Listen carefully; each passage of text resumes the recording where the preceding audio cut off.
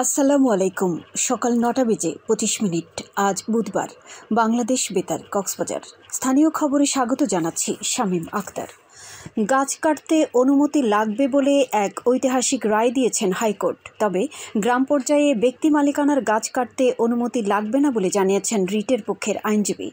গাছ কাটা নিয়ন্ত্রণে নির্দেশনা চেয়ে মানবাধিকার ও পরিবেশবাদী সংগঠন human rights and piece for বাংলাদেশের HRPB পক্ষ থেকে জনস্বার্থে করা রিটের রুল যথাযথ ঘোষণা করে গতকাল এ রায় ঘোষণা করেন উচ্চ আদালত। বিচারপতি ফাহমিদা কাদের ও বিচারপতি মুবিনা আসাফের সমন্বয়ে গঠিত একটি হাইকোর্ট ডিভিশন বেঞ্চ এই রায় দেন। জেলা উপজেলা পর্যায়ে কমিটি গঠন করতে জনপ্রশাসন সচিবকে 7 দিনের মধ্যে বিজ্ঞপ্তি দিতে নির্দেশ দিয়েছেন হাইকোর্ট। আর জেলা প্রশাসকের নেতৃত্বে জেলা কমিটি এবং উপজেলা নির্বাহী অফিসার UNO নেতৃত্বে উপজেলা কমিটি করতে বলা হয়েছে। টেকনাফে ইট প্রস্তুত ও ভাটা স্থাপন আইনের বিভিন্ন ধারা লঙ্ঘনের অপরাধে 6টি অবৈধ ইট ভাটার বিরুদ্ধে মোবাইল কোর্ট অভিযান পরিচালনা করেছে পরিবেশ অধিদপ্তর। অভিযানে 6 অবৈধ ইট ভাটার মালিককে 2 লাখ টাকা করে 12 লাখ টাকা জরিমানা করা হয় এবং তাদের সকল কার্যক্রম বন্ধ করে দেওয়া হয়। গতকাল উপজেলার বিভিন্ন জায়গায় অভিযানে নেতৃত্ব দেন সংস্থাটির সদর দপ্তরের মনিটরিং অ্যান্ড এনফোর্সমেন্ট উইংয়ের এক্সিকিউটিভ ম্যাজিস্ট্রেট মোহাম্মদ রেজওয়ানুল ইসলাম। এই সময় জেলা পরিবেশ অধিদপ্তরের উপপরিচালক জমির উদ্দিন সহ আইনশৃঙ্খলা রক্ষাকারী বাহিনীর প্রতিনিধিগণ উপস্থিত ছিলেন। কক্সবাজার পরিবেশ অধিদপ্তরের সহকারী পরিচালক মোহাম্মদ রুনায়েত আমিন রেজা স্বাক্ষরিত এক সংবাদ বিজ্ঞপ্তিতে এসব তথ্য জানানো হয়। মহেশখালী উপজেলা ভূমি অফিস ও ইউনিয়ন ভূমি অফিসের মাধ্যমে সরকারি রাজস্ব আদায়ের লক্ষ্যে উপজেলা রাজস্ব সভা অনুষ্ঠিত হয়েছে।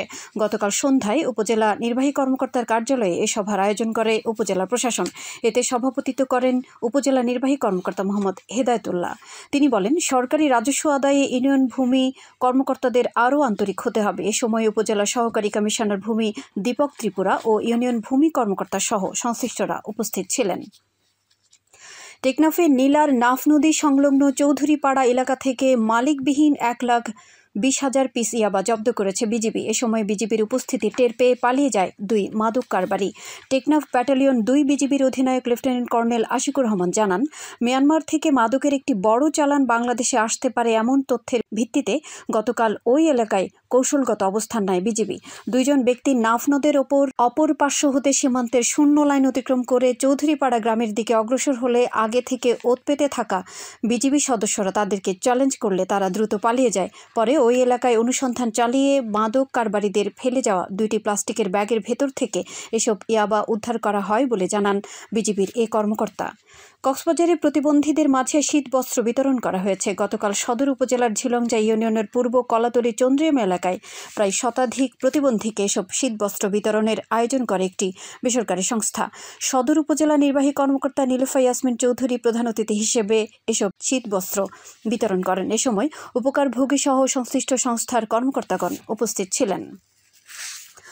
উখিয়ায় মানব পাচার প্রতিরোধ বিষয়ক মাসিক সভা অনুষ্ঠিত হয়েছে। গতকাল উপজেলা প্রশাসনের সহযোগিতায় রত্নাপালং ইউনিয়ন পরিষদে এই সভার আয়োজন করে একটি বেসরকারি উন্নয়ন সংস্থা।